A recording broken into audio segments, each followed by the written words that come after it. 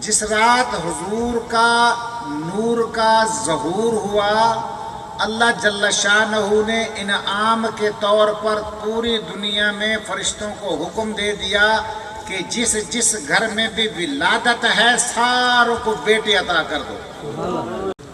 زمین سے لے کے آسمان ایک سفید رنگ کا کپڑا تھا، قطار کے ساتھ بے شمار خوبصورت لوگ کھڑے ہوئے تھے، ان کے ہاتھ میں چاندی کے تھال تھے اور دوسروں کے ہاتھ میں خوشبودار عطر تھا، وہ عطر پھینک رہے تھے اور یہ پانی پھینک رہے تھے۔ اس کے بعد آواز آئی کہ آج وہ آ گیا ہے جو وجہ وجود کائنات ہے، جس کے لیے رب نے اپنی اس کائنات کو تخلیق کیا ہے۔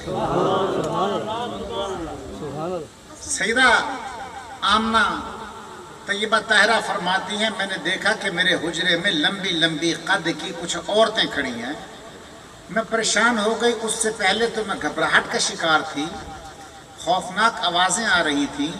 پھر میں نے اپنے دائنی طرف دیکھا تو ایک گلاس میں سفید مشروب پڑا ہوا تھا، میں نے وہ پیا تو میرے دل کو سکون ہو گیا۔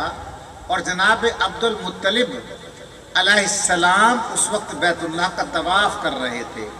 فرماتے ہیں کہ میں نے سنا بیت اللہ سے آواز آئی، بیت اللہ جھکا ہجر اسود سے کے ساتھ اور وہ مقام ابراہیم کی طرف جھکا اور وہ کہہ رہا تھا محمد الرسول اللہ خاتم النبیین دنیا میں تشریف لے آئے ہیں، پوری کائنات کی ہر ذی شعور کو، حجر کو، شجر کو مبارک ہو، وہ آ گیا جس کی کائنات منتظر تھی۔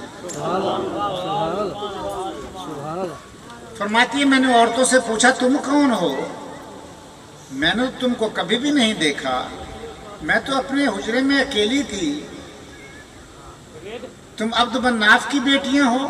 انہوں نے کہا نہیں، عبد مناف میرے آقا مولا حضور صلی اللہ علیہ وسلم محمد رسول اللہ، آپ کے والد ماجد کا نام جناب سیدنا عبداللہ تھا، جناب عبداللہ کے والد محترم کا نام عبد المطلب تھا، عبد المطلب کے والد کا نام جناب سیدنا ہاشم تھا، اور جناب ہاشم کے والد کا نام عبد مناف تھا۔